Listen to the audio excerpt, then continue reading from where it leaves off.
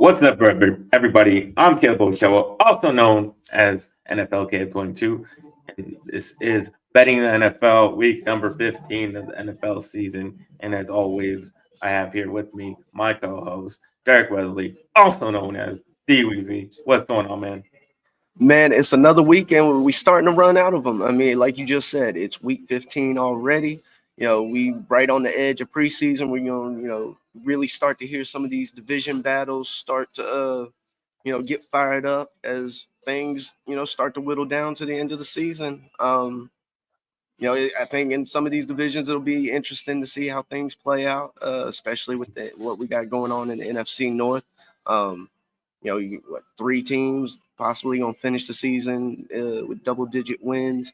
And on the flip side of that, you got my lowly NFC South division, where I don't think we might not see a winning record win that division. And definitely is going to have some outcomes and some going to affect some of these betting lines that we see in the coming weeks. I think for sure.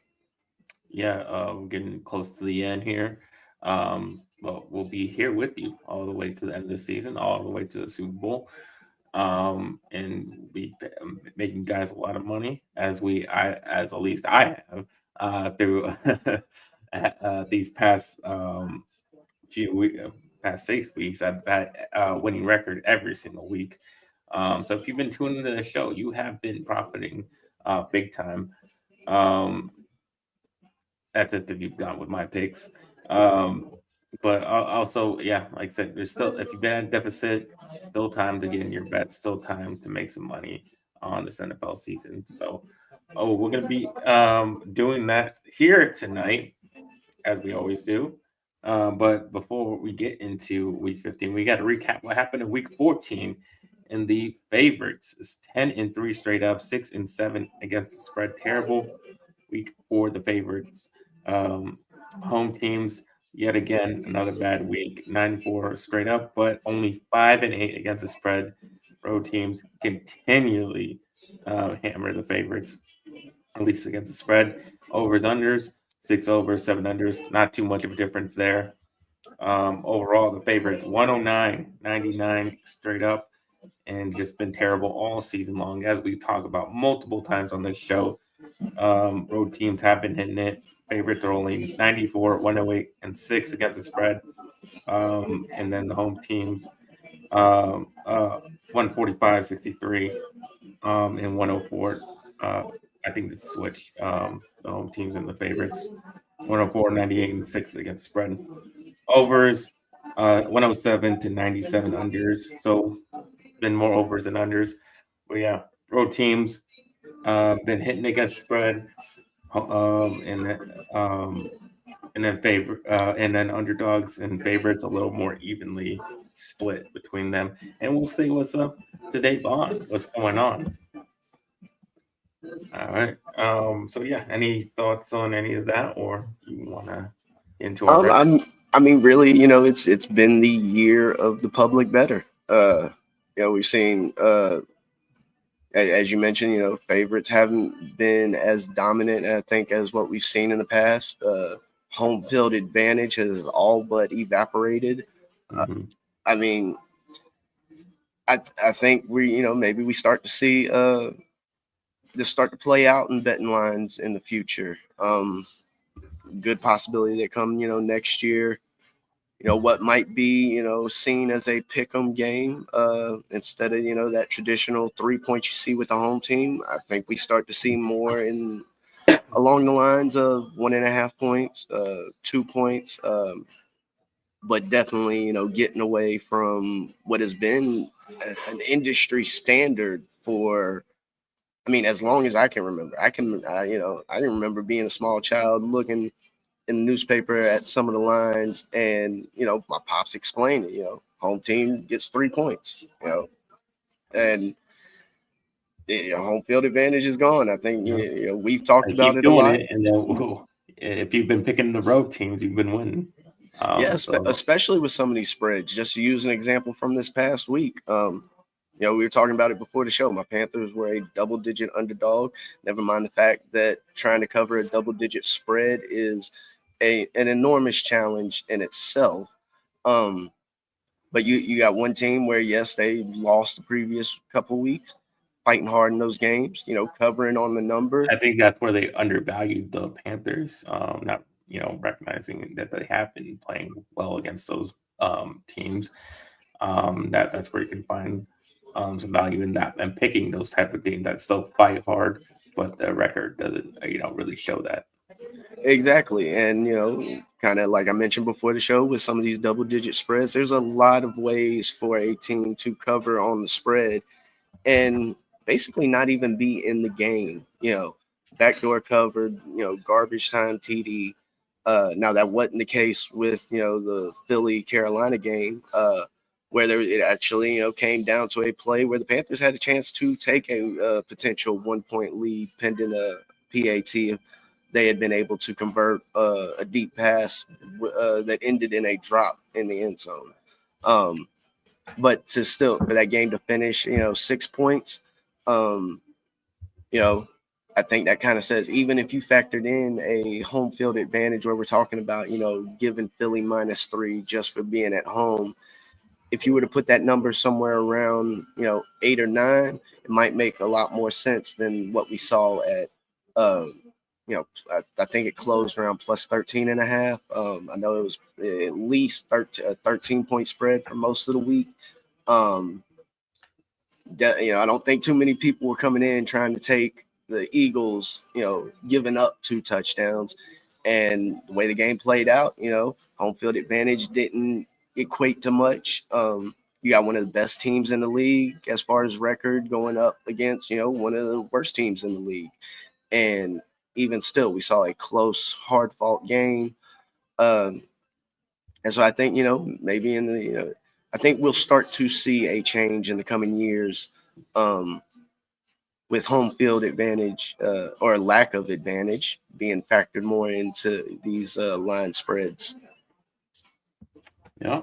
All right. We'll get into our records for the week. And I win another winning week for me, 3-2. Sixth straight winning week for me.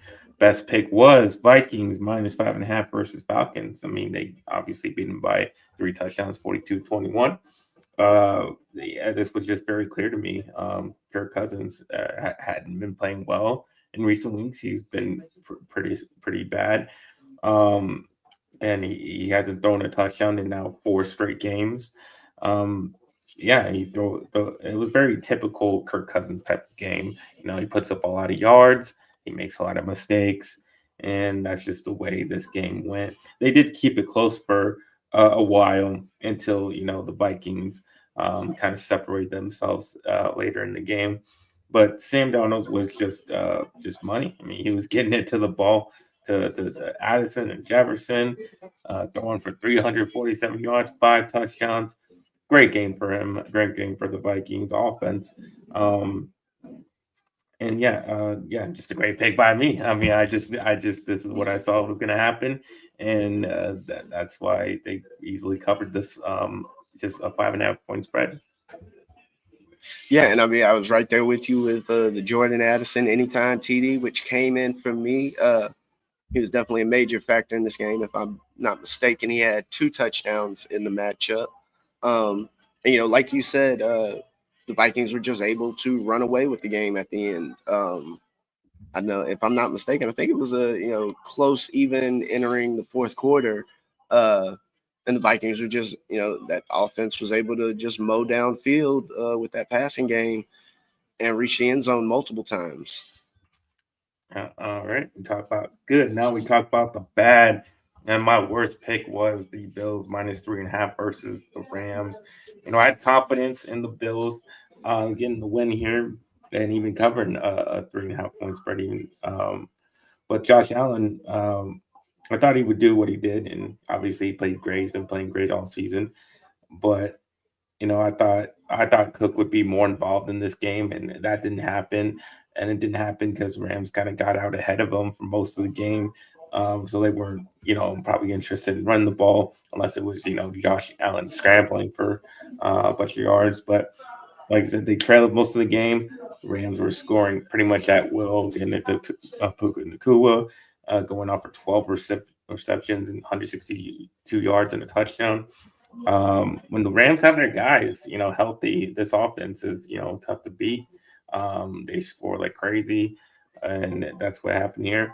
And yeah, I didn't think it'd be as tough for the Bills, seeing how they were playing, but yeah, they weren't able to cover, and they weren't able to win the game. So um, yeah, I just did not see that coming. So not a good pick for me. Yeah, I think with this Rams team, as you said, when they have their guys healthy, this is a force, especially on the offensive side of the ball. Um, this I think this is a team that if they had stayed healthy all season, we're talking about possibility of double-digit wins already at this point. Um, and so, I think probably a little bit of an upset for a lot of people out there. Bills, especially on the offensive side of the ball, have been a bit of a juggernaut this season, and I think a lot of people expected a good game, but I don't think too many people had the Rams winning this one outright. Now, I was 3-2 on the week, so not perfect. So of course, probably a bad loss in there.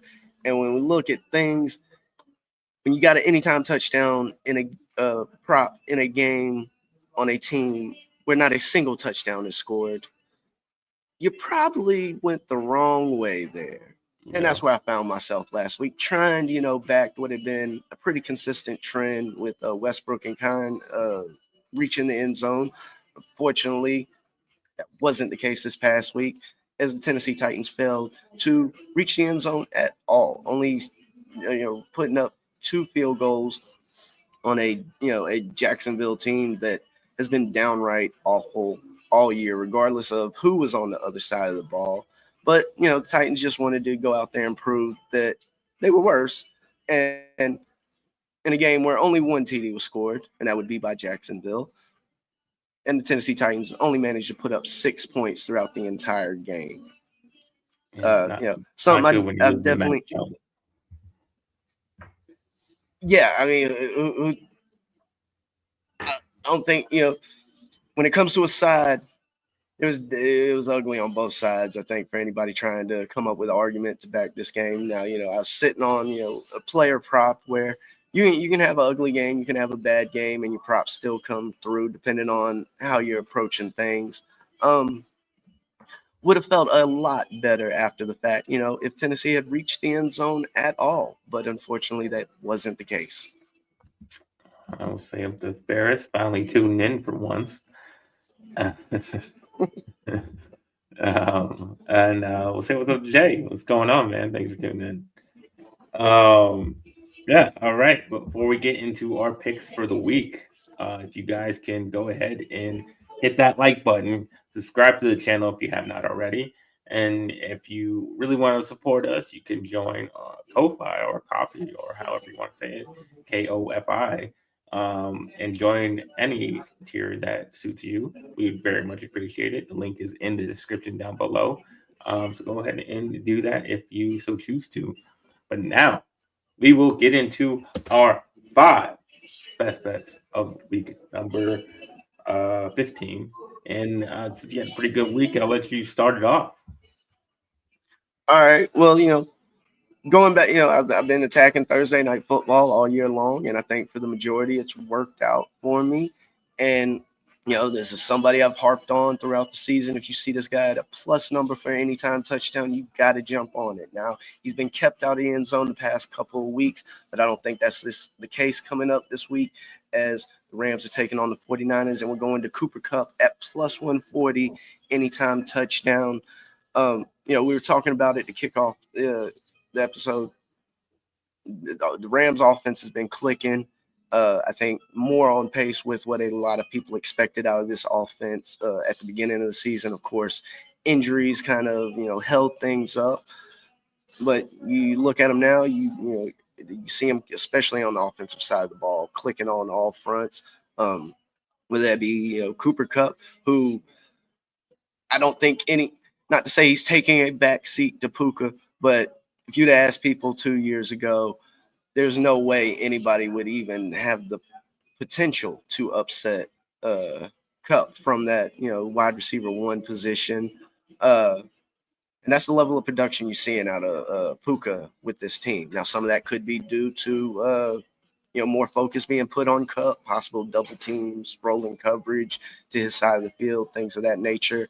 Um, but whether it be Williams in the backfield, Puka, whether it be Cup, this offense is rolling. I definitely think there's a few different ways you could approach this game, attacking it from the Rams side. Um, but I'm gonna stick true to my guns, and this is something I've said, week in and week out. If you see Cooper Cup at plus money in the past, it was hovering around, barely plus money, plus 110, plus 120. So if they're gonna put up plus 140, I'm gonna jump on that now. Yeah, I mean the Rams offense looked unstoppable against the Bills. Betting on any of those guys to score, probably gonna turn out positive for you. All right, I'll get you my first bet of the week, and I got the Washington Commanders minus 7.5 at the New Orleans Saints. Saints are gonna be in a lot of trouble this weekend as they start Jake Hayner, as Derek Carr did get hurt last weekend. They struggled heavily against the Giants this past weekend. That was with Derek Carr, and they could only muster up only 14 points against the lowly Giants. They couldn't run the ball at all, which is going to put, if they can't run it against Washington either, that's going to put a lot on their quarterback, and that's not going to turn out well for them. They don't have really many weapons on the outside either. The receiving position is pretty bad since Olave got hurt. So yeah, Washington coming off a bye with rest and off blowout victory against the Titans as well. Looked like they got back on track in that game.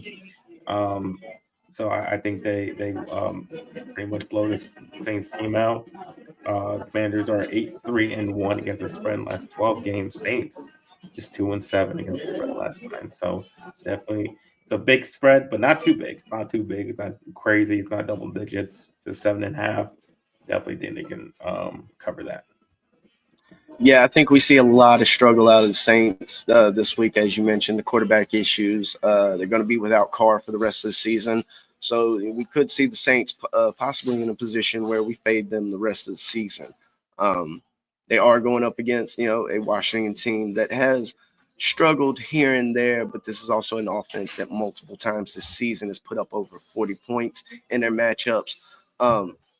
And, you know, spread might be a little too high in my opinion, but I think that speaks to more basically the lack of production the books are going to expect out of the Saints, as you just said.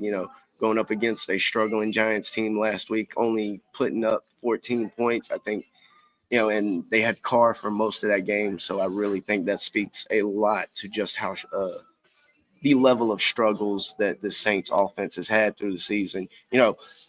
People, they kicked off the season, dropping 40 plus on my Panthers, I believe. And there was a lot of hype and talk around this offense, and it's been downhill ever since. Yeah. Now, moving into my next play, unfortunately, Ferris isn't going to like this one.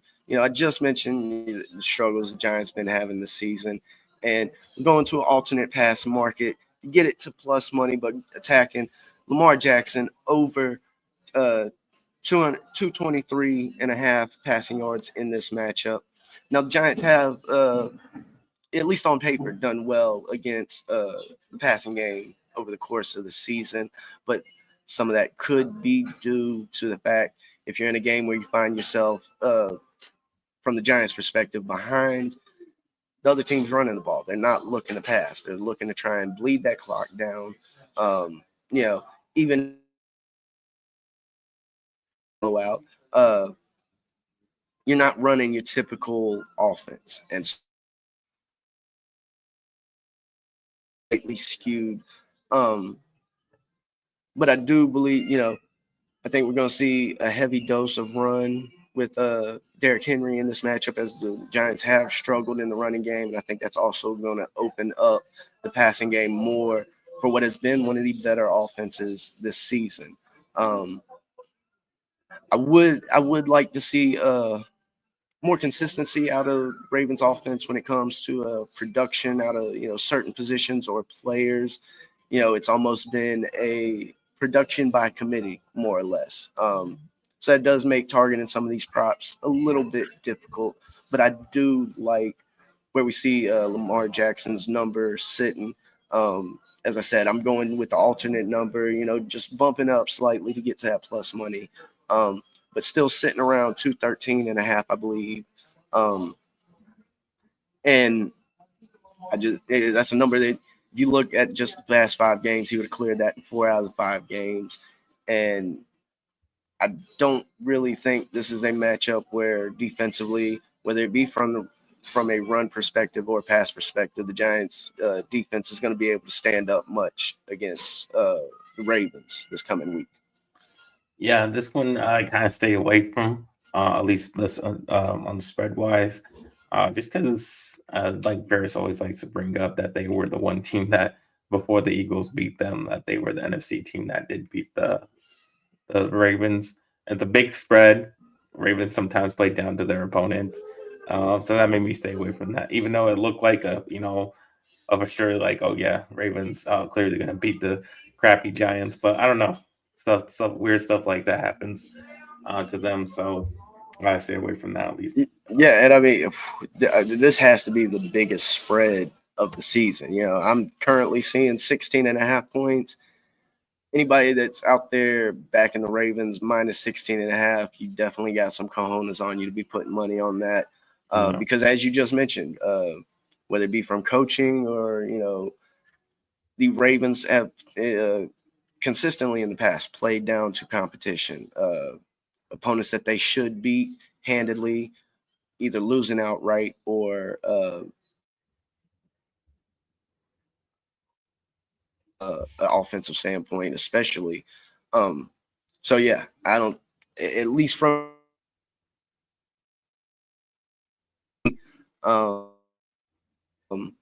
and you might be able to find maybe pairing You're a lagging a little little bit. 2 leg parlay. Um, but yeah, as far as the spread or total,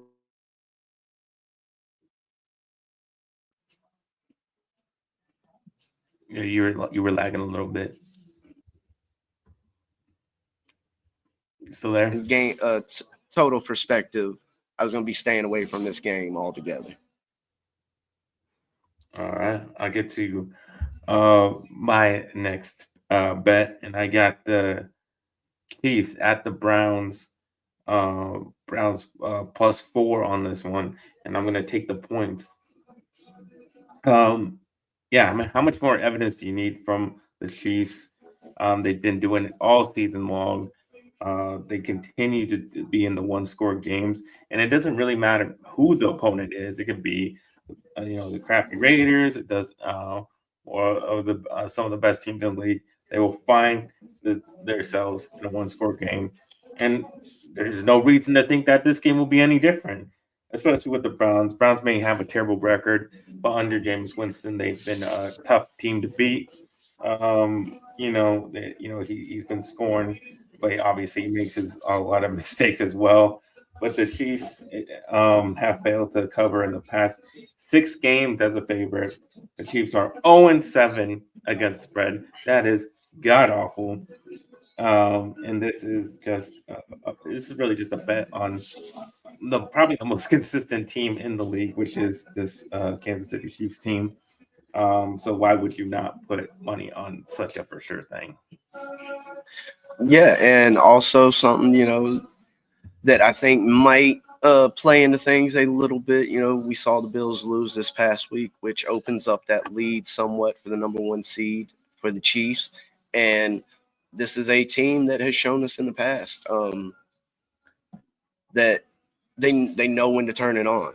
And having a comfortable lead in the division, having a slim, it might be only a slim lead, but as we get through these last remaining weeks, it doesn't take much more than a slim lead to start to lock up something like the number 1 seed.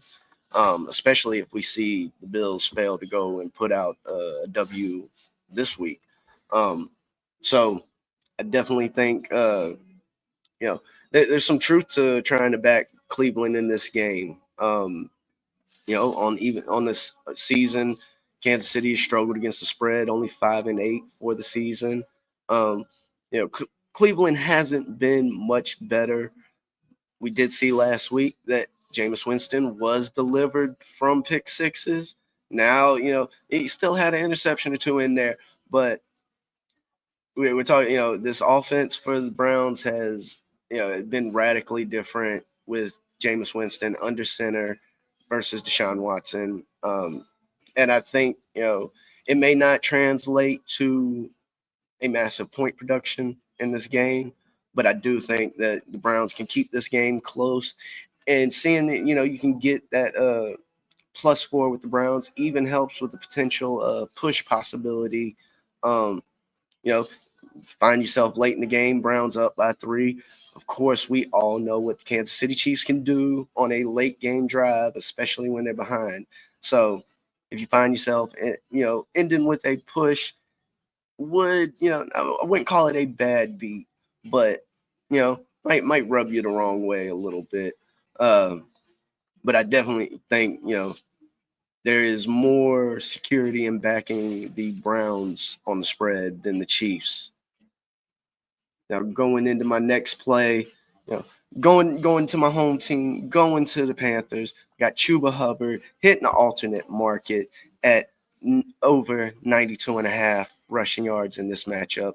Now, if you look, Chuba Hubbard on the season has averaged 77 yards a game, and he's going up against a defense that has given up twice that per game on the season. Now, on paper, when you look at the Panthers, you see a rushing attack that's rated 22nd in the league, which I think is a bit of a skew. Seeing there's a lot of teams out there where they may not have multiple primary rushing threats, but that teams that can pick up yardage through the quarterback position, moving the ball, you got multiple people in the backfield.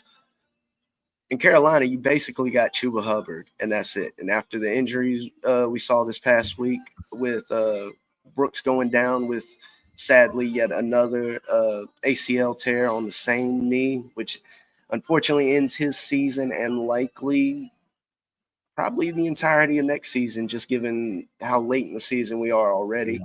Um, I'd have to double check, but there was an injury to Raheem Blackshear, who's been a one of the backups in the running back committee. Yes, Miles Sanders is still technically on the roster, but I don't think we see an appearance out of him.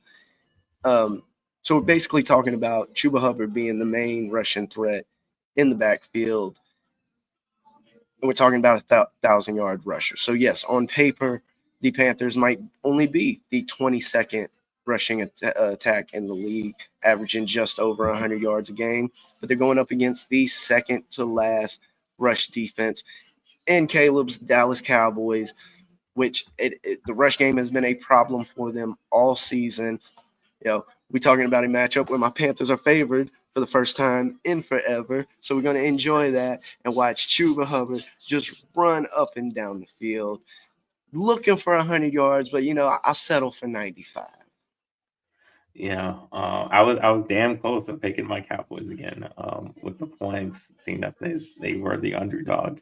They are on the road. I mean, for whatever reason, we're talking about a team that just has not been able to get things together at home. So I think the one concern for me in this game is that the Cowboys will be on the road.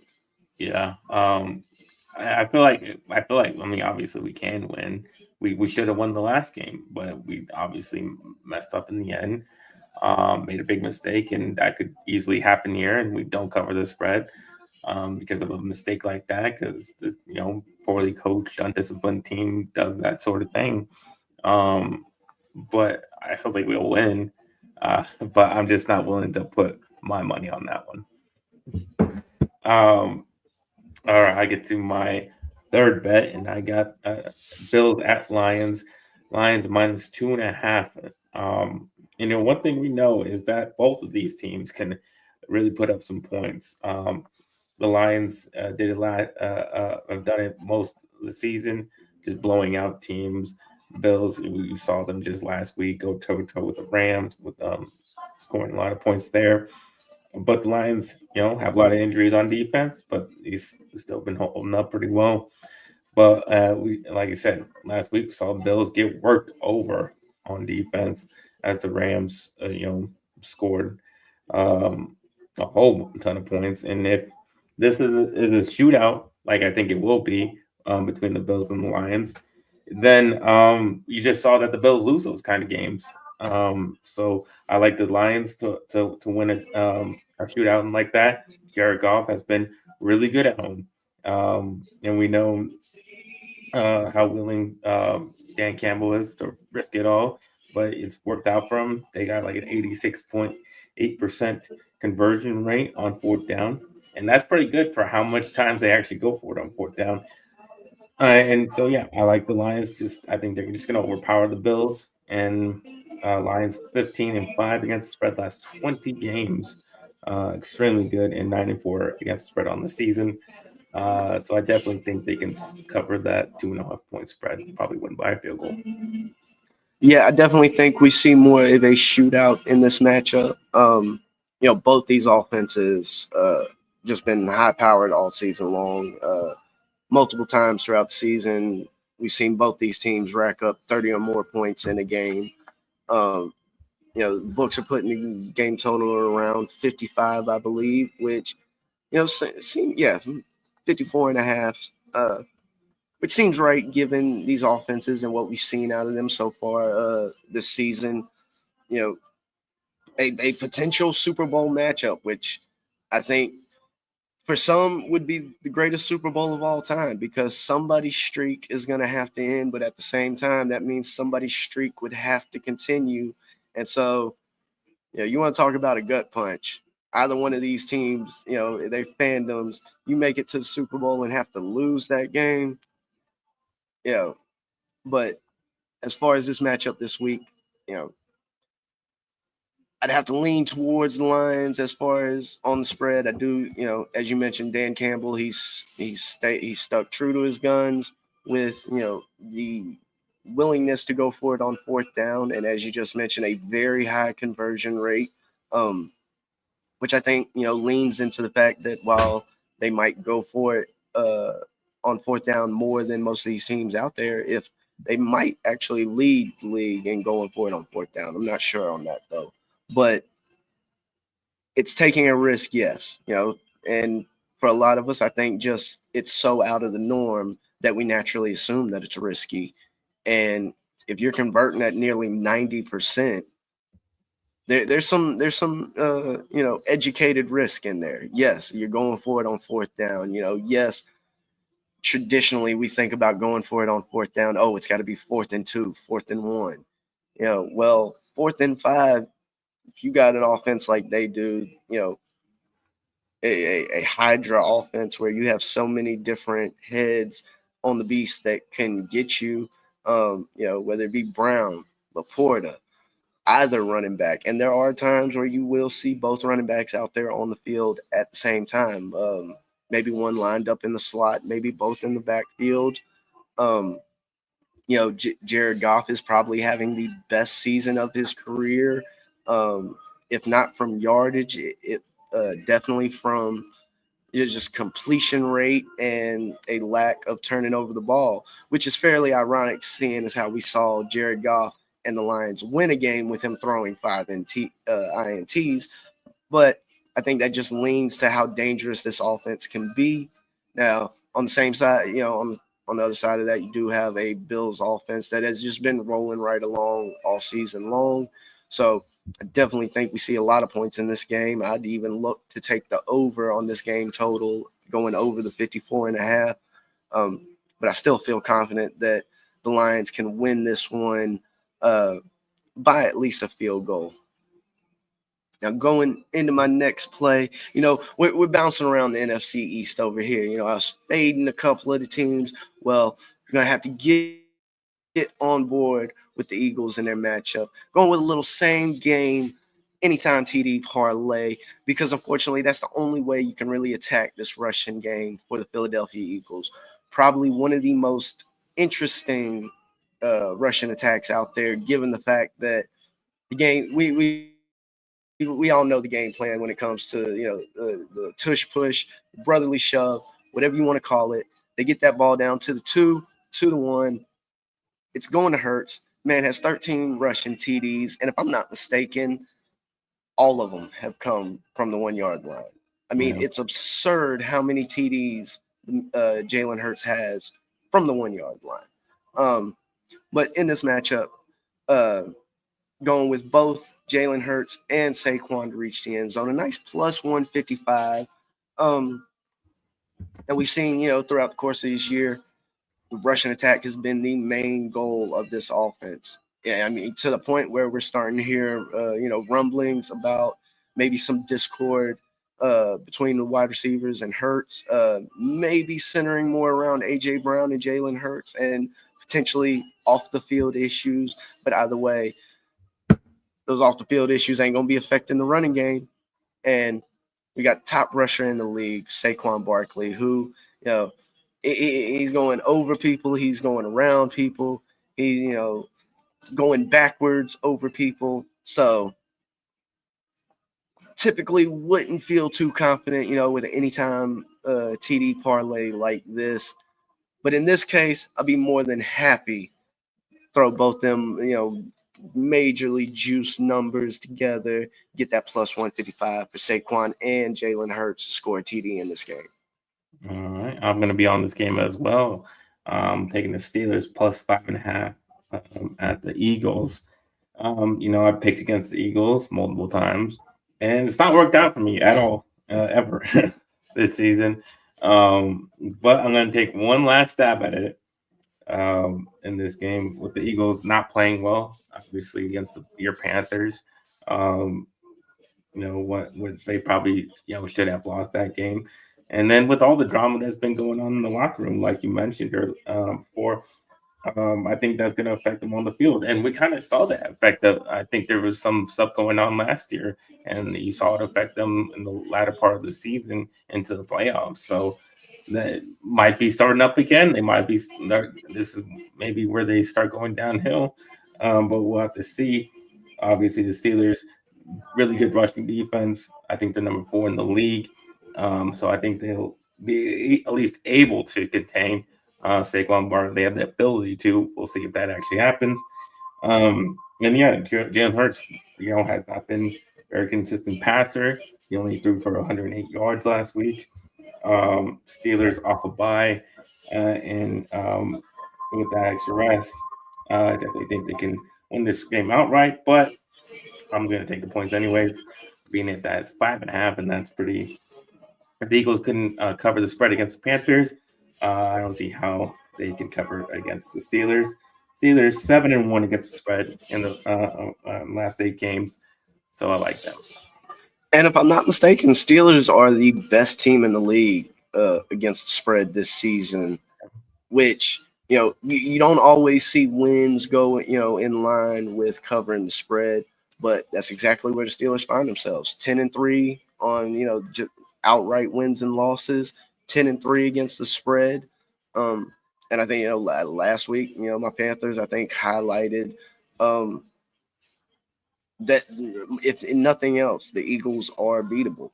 I think it would have probably been the lead story for the week if the Panthers had walked away with a victory in that game. And like I said, they were just one drop away. I mean, you don't get much closer because we're not even talking a contested catch. Yes, the wide receiver did have to lay out for the catch, but man, my man had his hands on the ball and just couldn't secure it through the ground. I wish I could say this is one. This was one where the rest, they gave us the business on that one. No, this was an outright.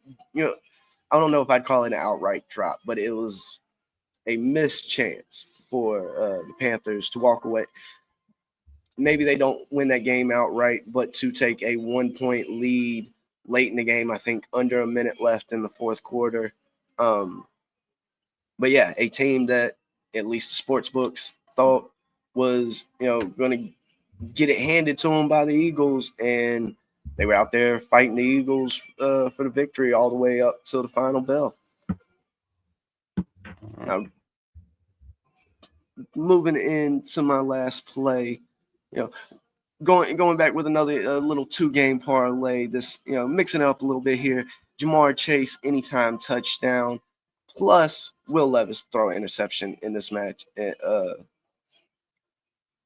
Bengals have struggled throughout the season. Now, yes, they were able to walk away with a victory against the Cowboys last week, and mostly due to a pretty fluke play. I mean, I think that's the only way we can put that.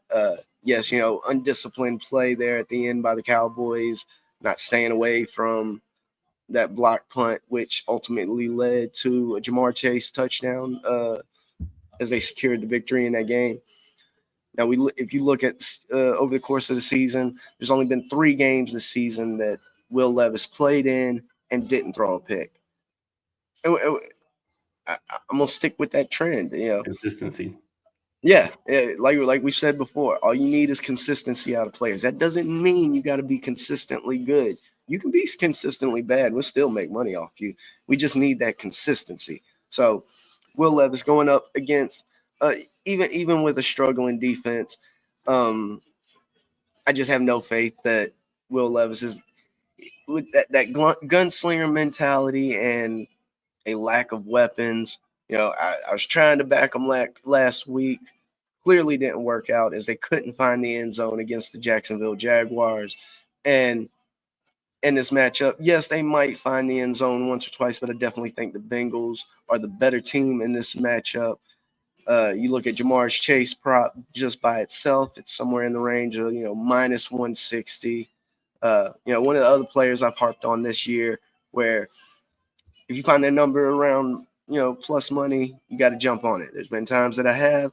Now, of course, this is not one of those instances where we're getting that plus money, unfortunately, but I feel rather confident that we can get an interception out of Levis to go along with that with the potential TD out of Jamar Chase.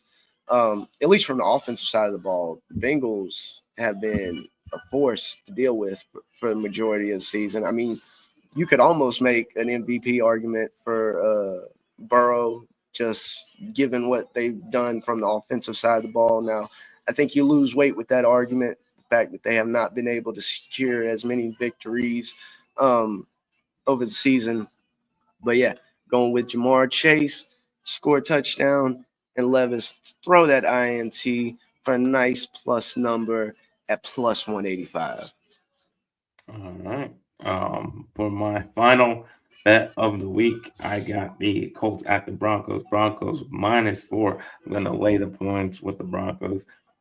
The Colts have been, very inconsistent under Anthony Richardson, especially on the road, where he has been terribly inaccurate.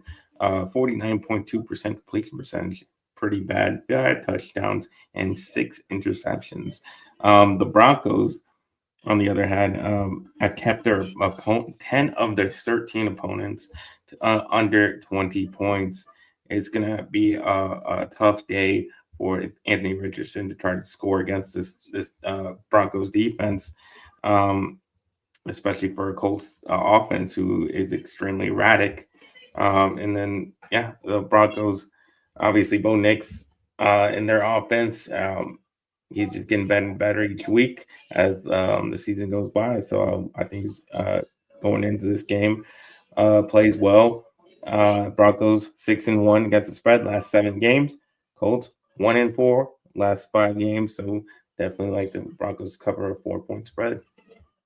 Yeah, I definitely think you got to fade the Colts offense going up against one of the toughest defenses in the league this year.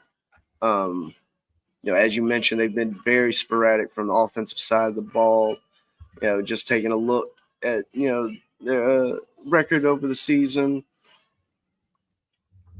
Outside of a win over Pittsburgh to kick the season off, you can basically make the argument the only teams they've beaten are bad teams. They were able to get a win over Miami. I'd have to double check. I think Miami was without Tua in that matchup, which greatly affects how you might view Miami on the other side of the ball in that game. Um, Mhm. but yeah, the Colts have not had, maybe you could say the win over Houston, or no, that was a loss to Houston, excuse me. But they have not gotten a win over what you might call a good team. Technically, you'd put Pittsburgh in that category given the way the season has unfolded for Pittsburgh. But given that matchup was in game one, I don't think anybody saw Pittsburgh having the season that they would have. Um, so I think we'd be given more weight to that victory. With the advantage of foresight. But yeah, definitely have to fade the Colts in this matchup. Might even possibly look to target the under on the game total. Talking about one of the best defenses in the league. The Broncos have shown the ability to score points over the course of the season, but there's also been multiple games where their defense has given allowed right around that 20, 22, 23 point range or less. And given the lack of consistency that we've seen out of Anthony Richardson or whoever's been under center this season, I think Denver could easily cover the spread. All right. That is our bets for week number 15. Like I said, get your bets in. Safe betting out there. Only bet what you can afford to lose. And you can tell everybody where they can find you, DWeezy. Yes, the folks can reach me at Backyard Action Media here on YouTube and at the Yard Bets on Twitter and BAM Sports on Blue Sky. You can find me at NFL22 on Instagram and Twitter /X. You can find me on this channel doing Good Friends, Better Rivals on Fridays at 3 o'clock, talking Cowboys, talking Giants, going more into detail about that incredible debacle that we had on Monday night and talking about another debacle and what the Giants did against the Saints. Um, so talking a bunch about two bad teams right now, but we still have a lot of fun doing it. Tune in for that, and tune in next week as well because I'm on a hot streak, and this hot streak ain't gonna stop. We're gonna continue to win you guys money. So tune in for that, and we'll see you next time. And like I always say, let's get ready to make that money.